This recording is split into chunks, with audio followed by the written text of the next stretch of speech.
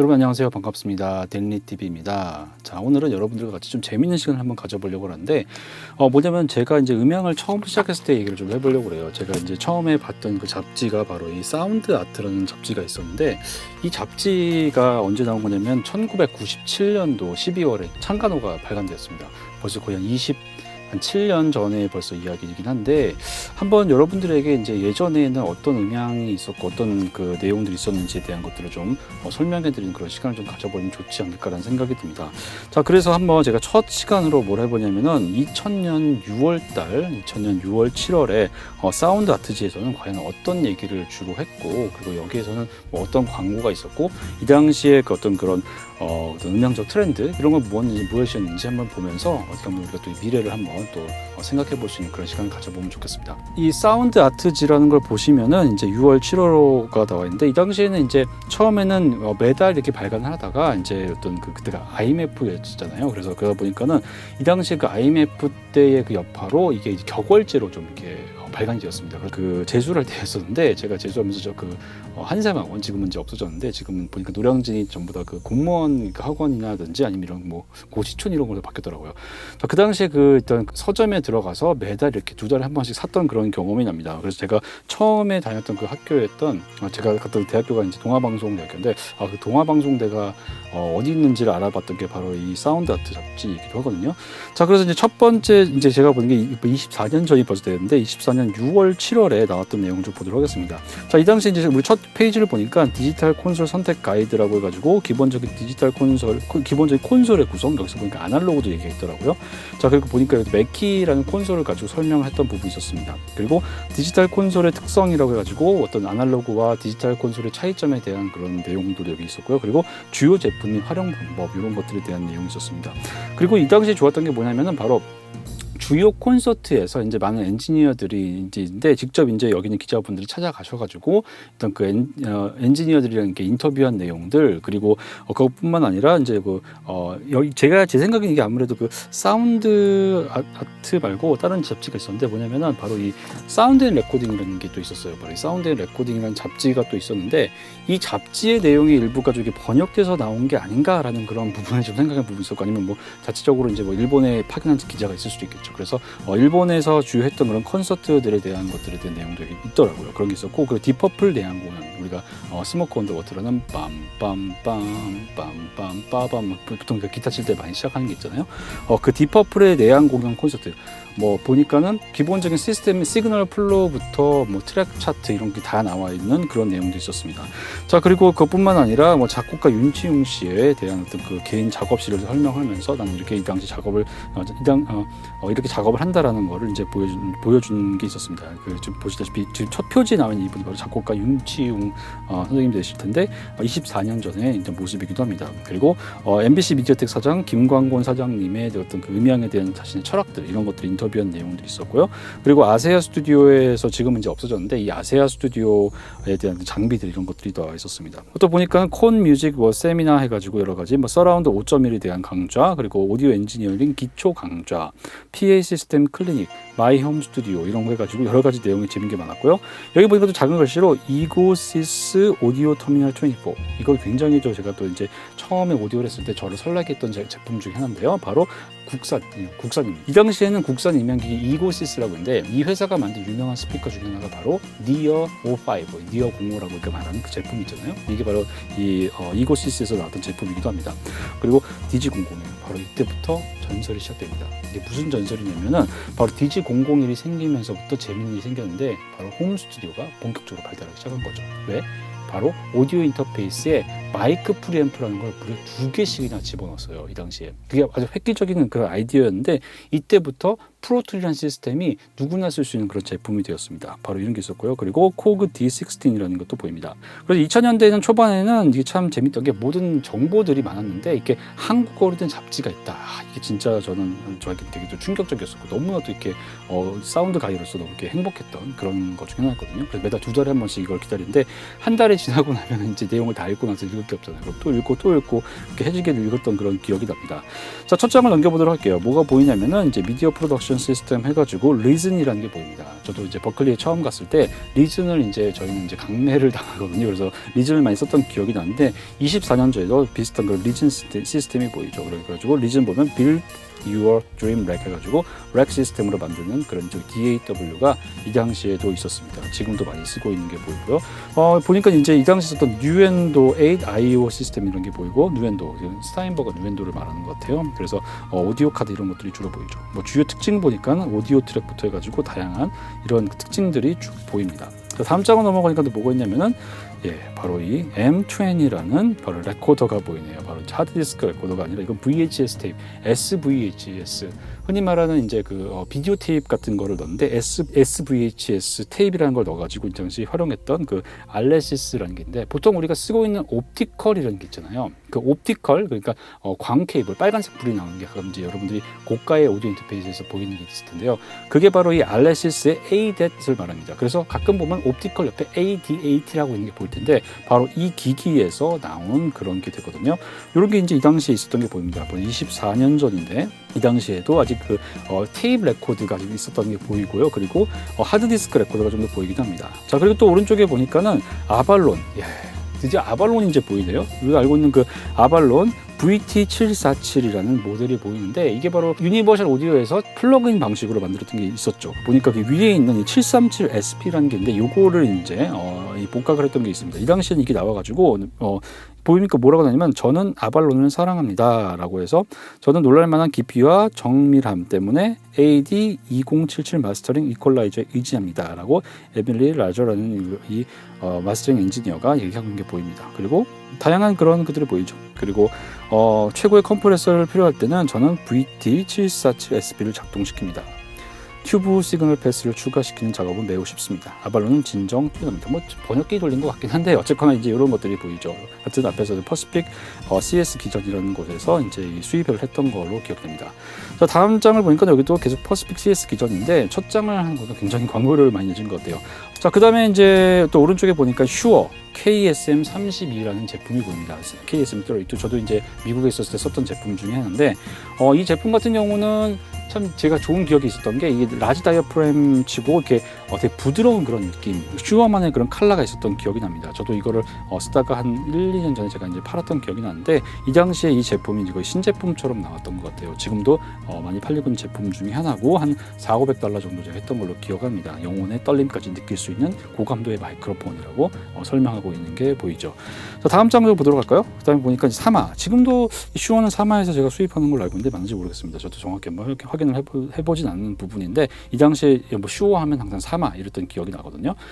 슈어 베타 시리즈 해가지고 완벽한 기술, 완벽한 표현, 베타 시리즈로 경험하십시오. 지금도 많이 쓰고 있죠. 저도 강의할 때 쓰는 마이크가 이 바로 베탈 오파 A라는 건데, 학교에서 강의할 때 쓰는 게 바로 이 베탈 오파 A입니다. 그리고 베타 52, 이것도 이제 많이 쓰는 킥드럼으로 저도 많이 쓰는 것 중에 하나고요. 그리고 컨덴서 마이크로 베타 87A, A87A도 굉장히 많이 쓰는 마이크인데, 이 당시에 여기 광고했던 게 보이죠. 그리고 또 오른쪽에 보니까 다양한 그런 믹서 시스템, 마이크 시스템들이 보입니다.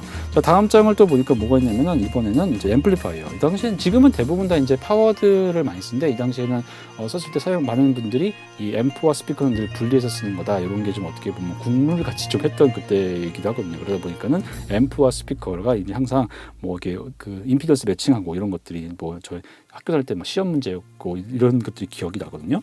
그래서 이렇게 앰프만 특별하게 있는 부분들이 보이기도 하죠. 자, 그 다음 장에 보니까는 이제 태형 교역. 태형하면 또 이제 사운드 크래프트를 이제 저희는 기억을 하고 있는데, 이 당시 있던 그 유명한 그 리버브가 보입니다. 바로 MPX1, MPX500, 그리고 PCM81, PCM91. 정말 좋은 리버브 중에 하나죠. 지금까지 명기라고 할 수 있는 게 있고요. 그리고 여기 보니까는 480L이 보이네요. 자, 이 당시에 태양교육에서 수입했던 이 480L이라는 바로 이 리모트 시스템, 그 라크 리모트 시스템 컨트롤이 보이고요. 그리고 이 정말 지금도 제가 복각해서 쓰고 있는 이 리버브인 렉시콘의 480이 이제 이 당시에 또 이렇게 광고를 하고 있었습니다. 제 기억으로 이 가격이 한 1,000만 원 이상을 호가했던 걸로 기억을 하는데, 뭐 지금도 그렇게 싸진 않는 것 같아요. 이런 렉시콘 장비들이 이제 여기 보이고요. 자, 다음 장을 보니까는 계속 이제 사운드 크래프트 제가 말씀드렸죠. 라이브에서 거의 라이브 콘솔에는 항상 사운드 크래프트가 있다라고 할 정도로 많이 이제 썼던 기억이 나는데 바로 이 태양교육에서 수입했던 시리즈 2라는 게 보입니다. 자, 이게 또 굉장히 또 남쇼에서 2000년대 남쇼래요. 벌써 24년 전에 그 남쇼에서 선보였던 야심작이라고 합니다. 잠깐만 보니까요. 어떻게 보면 세 가지 프레임 사이즈가 있고 24채널, 32채널, 40채널로 된 그런 사이즈가 있다라고 그러고 LED 인풋과 아웃풋 미터링을 다 이제 보니까 이 미터링이 보이죠. 미터 브릿지가 있고 라우팅, 억스, 틸트 EQ를 가진 4 스테레오 리턴 4개예요. 여기 이제 리턴에다 이런 것도 추가했다고 그러네요. 그리고 고급스러운 외장 디자인이 있다고 합니다. 분리된 인아웃 시스템을 가지고 다양한 필터의 기능도 있다라고 하는데 이런 것들을 보니까 또 이제 옛날에 이제 라이브에서 이제 활동했던 그런 것들 좀 생각이 나는 부분이 있습니다. 자, 그리고 이제 보니까는 이제 이거는 얼스웍스라고 보이죠. 이게 보니까 지금의 소나웍스가 아닌가 하는 그 생각이 드는데 왜냐면 이 웍스라는 이름이 들어가 있는 거 정확한 건 아닙니다. 잠깐 뭐 제 개인적인 생각이고 이런 보니까 M3, QTC1 같은 이런 앰비언스 마이크 이런 것들이 보이죠. 그래서 다양한 이 측정용 마이크들도 역시 또 태형 교육에서 이 당시에는 수입을 했던 것 같습니다. 그래서 이게 보이고요. 자, 그 다음에 야마하가 보이죠. PM1D라는 전설적인 또 이제 이 라이브 콘솔에서 많이 썼던 교회에서 많이 썼던 것 중에 하나 같아요. 제가 이제 미국에 있었을 때 있던 교회에서는 PM7D라는 걸 제가 썼었는데 이게 이제 PM1D 그 오리지널 모델을 할 수 있는 이 1D 시스템이 보입니다. 다양한 멀티트랙 레코딩 시스템도 보이고 오디오 CD 레코더. 이 당시 저 대부분 이제 마스터링을 하거나 이제 믹스다운을 할 때 썼던 게 DAT라는 테이프 방식이었는데 DAT라는 게 있었는데 지금 제가 DAT 테이프는 없고 비슷한 게 사용했던 것 중에서 저는 이제 믹스다운을 썼을 때 이 DTRS 테이프라는 걸 주로 썼었거든요. 지금도 저는 가지고 있습니다. DH18을 가지고 있는데 이 당시에 썼던 이 8mm 비디오 테이프 같은 MP113이라고 써 있는 이거를 제가 이제 저는 이제 믹스다운을 썼었는데 이런 걸 이용해 가지고 이제 믹스다운 해서 이걸 마스터링 스튜디오로 가져갔던 기억이 나거든요. 그 당시인데 이때 이제 CD 레코더라는 거, 이제 오디오를 CD로 바로 구울 수 있다 이런 게 이제 참 저는 신선했고. 저도 그 당시에 이제 그 타스캄에서 나왔던 이 오디오 CD 레코더를 이제 CD 3000인가 CD 2000인가 그걸 제가 썼던 기억이 나거든요. 근데 그걸 가지고 이제 써서 이제 마스터링했던 뭐 어떤 그런 기억이 나기도 합니다. 이 당시 야마하에서도 이런 것들을 이제 했었죠. 이거 아포지 거네요. 보니까 아포지 UV22 슈퍼 CD 16비트 엔코더 해가지고 이제 아포지 아시다시피 이게 아포지는 굉장히 유명한 게 아무래도 이 컨버터로 굉장히 유명한 회사잖아요. 이 당시부터도 이제 이걸 대형 프로 오디오에서 이제 이거를 수입했다라고 합니다. 자, 뒤에도 보니까 사운드 솔루션이라고 보이네요. 자, 여기도 보니까는 다양한 그런 스테이지 텍이라는 것도 보이죠. 이런 게 또 보이고. 자, 또 넘어가도록 할게요. 영어로 돼 있어가지고 이제 보셨을 때 이게 좀 어땠을까 생각이 듭니다. 다음 또 이제 또 전설적인 또 명기가 또 보이죠. 바로 마인드 프린트사의 인보이스라고 하는 이게 채널 스트립. 이게 이제 있었는데 이 당시에 이제 채널 스트립이라는 개념이 처음 생기면서 저도 써봤던 게 바로 이 마인드 프린트사의 이 인보이스인데 이거의 장점은 보시다시피 여기에 진공관이 있습니다. 그 진공관을 가지고 굉장히 다양한 사운드, 아주 따뜻한 그런 아날로그적인 사운드를 만들 수 있었죠. 그리고 이제 또 넘어서 보시게 되면은 지금 뭐 메이어도 유명한 걸 PA 사운드도 굉장히 유명한 PA 스피커로 유명한 회사죠. 메이어의 다양한 그런 스피커들이 또 보입니다. 또 옆 페이지 보니까 또 우리가 너무나도 자주 쓰고 있는, 지금도 쓰고 있는, 저도 지금 제 작업실에 있는 게 바로 이 MX802A라는 믹서를 지금 제 서브 믹서로 아직도 쓰고 있는데 20년째 이걸 쓰고 있습니다. 바로 베링거의 2000 시리즈가 여기서 보이죠. 지금 요거는 많이 쓰죠. 지금도요. 울트라 DI100는 지금도 많이 쓰는 것 중에 하나이기도 하고요. 뭐 20년 지나도 지금도 많이 쓰는 것 중에 하나죠. 오딕스 마이크가 보입니다. 저는 오딕스 마이크 이 당시에는 이렇게 시커멀 가지고 별로 잘 안 썼는데 제가 미국 가가지고 녹음을 하면서 많이 썼던 게 바로 이 오딕스 마이크였습니다. 오딕스 중에서 이제 D2, D1, D3, D4 같은 이런 탐과 킹 마이크로 제가 서브로도 많이 썼던 기억이 나는 것 중에 하나거든요. 굉장히 좋은 마이크인데 이게 역사가 오래됐는지 저도 이걸 다시 보고 알았습니다. 자, 그다음에 크레스트 오디오가 또 보이네요. 이런 그런 것들이 보이고 다음 장을 또 보니까 인터엠 같은 경우는 또 여기도 제가 국산 회사로 알고 있는데. 국내 회사를 알고 있는데요. 자, 이런 것들도 보니까 다양한 PA 시스템을 만드는 그런 회사 중에 하나였죠. 자, 다음 장을 보니까 이제 요크빌이라는 또 제가 처음에 말씀드렸죠. 이 당시에는 항상 이 앰프와 스피커가 분리돼서 쓰는 게 국룰이었기 때문에 이렇게 광고했던 게 보이기도 합니다. 자, 그 다음 장을 보니까 또 뉴 밀레니엄 해가지고 이제 2000년대 이제 하면서 뉴 밀레니엄 세대, 이제 MG 세대, 그 M이 이제 시작된 시대였었거든요. 그래서 스튜디오 마스터 해가지고 다양한 그런 콘솔들이 보이죠. 클럽 톤들이 이거 뭐 이제 DJ용 그런 게 아니었나 하는 생각이 듭니다. 클럽이 들어가면 이 당시 그런 게 많았거든요. 트레일러지 이런 게 있었고, 피드백 파인더 시스템 해가지고 다양한 그 PA 시스템에 이제 할 수 있는 이런 또 이제 뭐 유명한 그런 뭐 음악 관련 뭐 테크노바 이런 게 또 유명할 때고 뭐 폴라텍이 한참 이제 막 올라올 때라서 어떤 이 음향 시스템들이 또 이렇게 또 많이 팔릴 때이기도 했습니다. 에볼루션 시리즈 지금도 유명하죠. 많이 쓰는 그런 마이크가 지금도 보이고요. 대경 바스컴이라는 회사가 또 아래에 보입니다. ML5000 또 알렌히스 하면 또 ML 시리즈죠. 이게 또 알렌히스 같은 경우도 이 ML5000에 지금도 헤리테이지 뭐 이제 이런 걸 굉장히 좋아하는데 지금도 헤리테이지가 또 이 알렌히스에서 또 새로 디지털 시리즈로 나왔다는 걸 또 나와 있죠. 그런 것들 보게 됐는데 이렇게 또 보입니다. 또 이렇게 보면 이 앰프 광고가 하는 게 또 보이죠. 앰프 광고가 참 많았어요 이때는요. 지금은 앰프보다는 거의 다 이 파워드 스피커 대부분 모니터 스피커에 이런 쪽이 굉장히 많은 것 같은데 이 당시에는 앰프 스피커 이런 게 또 EAW, QSC 이런 게 지금 굉장히 많았던 기억이 납니다. 자, 또 사빈이라고 하는지 제가 잘 모르겠는데요. 이 회사 같은 경우도 제가 썼던 기억이 바로 이 EQ로 기억을 해요. 이 EQ를 썼던 기억이 나는데 저희 교회에 이제 이게 있었거든요. 그래서 이 EQ로 제가 기억을 하는 회사이기도 하고요. 그 다음에 이제 터보 사운드 해가지고 이제 디오텍 전자 여기 보입니다. 잘 모르겠습니다. 자, 그리고 또 보게 되면 극동음향 같은 경우는 타스캄을 수입한 회사로 유명하죠. 저도 지금도 가지고 있는 DH18HR이라는 레코더가 있는데 이 DH18HR 같은 경우는요 이제 어떤 경우에 많이 쓰냐면 이제 지금도 쓰는 게 컨버터를 쓸 때 좀 굉장히 많이 씁니다. 이게 정말 컨버터 퀄리티가 너무 좋아요. 그래서 저는 지금도 중요한 컨버팅 할 거 특히 이제 48이라든지 441 같은 게 컨버팅 할 때는 아직도 이 DA78이라는 이 레코드를 지금도 쓰고 있고 그것 때문에 제가 이 DTRS 테이프를 가지고 있거든요. 이게 일종의 그 포맷 변환용으로 지금 쓰고 있는 거이기도 합니다. 그 위에 보시면 이제 MX2424라는 또 하드디스크 방식의 레코드가 나오죠. 그 당시부터 하드디스크 가격이 굉장히 많이 떨어지게 되면서 지금 같은 수준의 보다는 좀 비쌌지만은 그래도 테이프보다는 훨씬 더 저렴하게 사용할 수 있는 게 바로 하드디스크 방식이었기 때문에 하드디스크 녹음을 하고 이제 일단 백업을 할 수 있는 DVD 시스템까지도 이제 장착된 타스캠에서 나온 MX2424라는 그런 레코더가 보이죠. 무려 한 번에 24개의 트랙을 녹음할 수 있는 장치였습니다. 지금도 이 비슷한 게 이제 그 동아방송대에서는 아직도 있는 걸로 제가 알고 있어요. 그래서 동아방송대 음향제작과에서도 지금 이런 하드디스크 방식의 레코더가 아직도 있는 거를 제가 3, 4년 전에 봤는데 지금은 잘 모르겠습니다.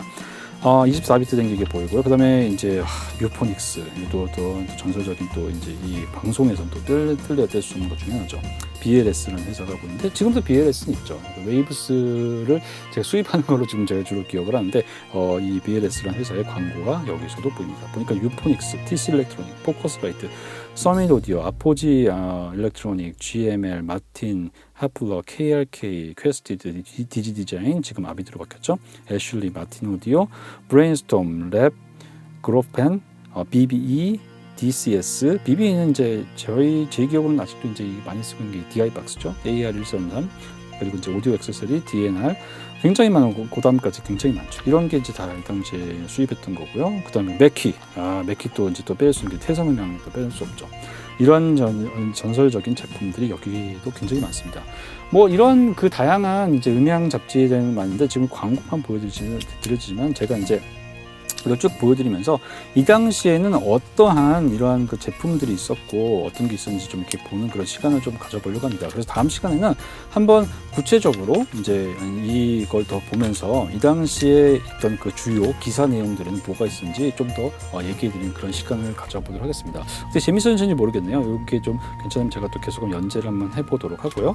너무 재밌고 이제 옛날 추억이 새록새록 나오는 그런 광고들이 많이 있기 때문에 한번 보시면서 여러분들이 이제 이거를 또 느껴보시면 좋겠습니다. 자, 그럼 이상으로 이 사운드 아트 6월호에 대한 광고 부분에 대한 설명을 모두 마치도록 하겠습니다. 감사합니다.